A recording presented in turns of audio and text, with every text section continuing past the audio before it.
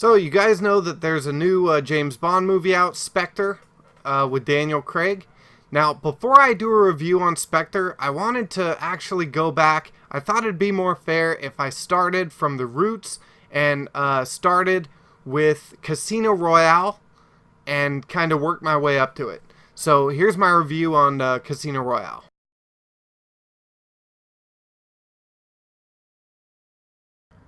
Casino Royale is one of those films that if somebody tells you about it, you go, yeah, that doesn't sound too good. To be honest, it doesn't sound that exciting if you hear that 70% of the movie actually takes place during poker games. That's right, playing poker. I do have to say, the poker scenes, as boring as I thought they were going to be, they work. They work really, really well. You're constantly... You know something bad is going to happen. You're waiting for it to happen. You're always waiting to see, okay, how's his hand going to be in this one? Is he going to do good? What's going to happen? They're planning something against him. And it always keeps you on edge, and it always keeps you interested, even in a game of poker.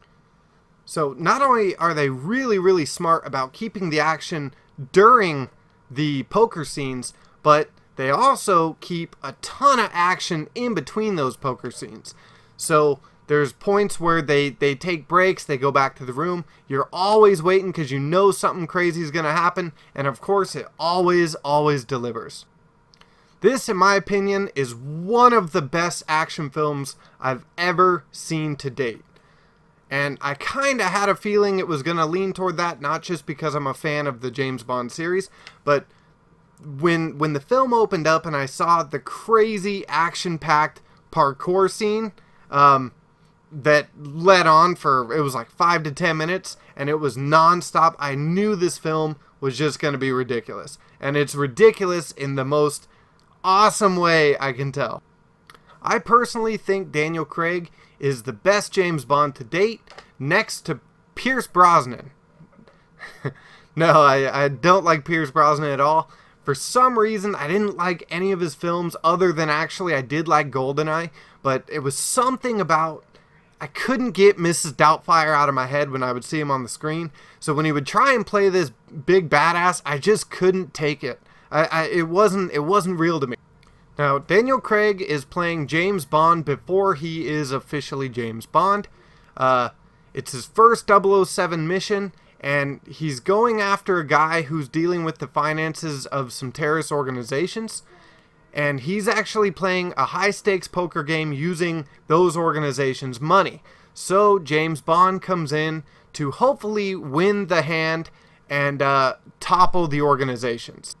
What I absolutely love about this film, compared to how some of the other James Bonds were getting, this one doesn't have that almost gadgety, like Inspector Gadget type feel or Batman type feel.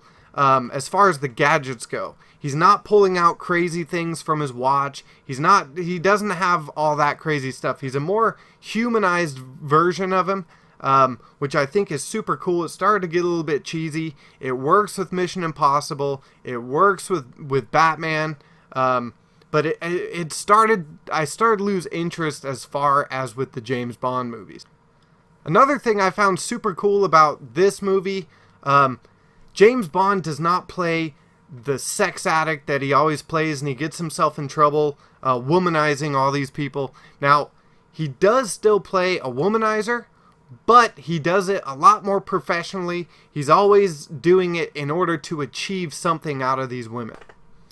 To make this film even cooler, besides the action, besides the main storyline, you also get to witness a progression storyline. You get to witness James Bond before he is James Bond, and you see him, his first mission out, and you get to witness his progression throughout the entire movie toward the end of the movie, where you kind of understand why he is so emotionally detached from people and why he basically just doesn't give a shit.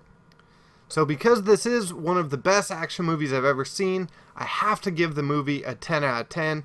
It also has a ridiculous scene. I don't want to give away too much, but using 3 words, poker table poison. That scene is, again, ridiculous in the most awesome way. If you're not a fan of James Bond or you're not a fan of action movies, you may not like the film. But if you like action movies and maybe you didn't like a previous James Bond, give Daniel Craig a chance. He may change your mind. He's an awesome James Bond. And again, they don't use all the crazy mechanics and devices that they use in some of the other ones. So if you guys have seen it, let me know what you thought. And again, I am going to post the follow-up reviews up until Spectre.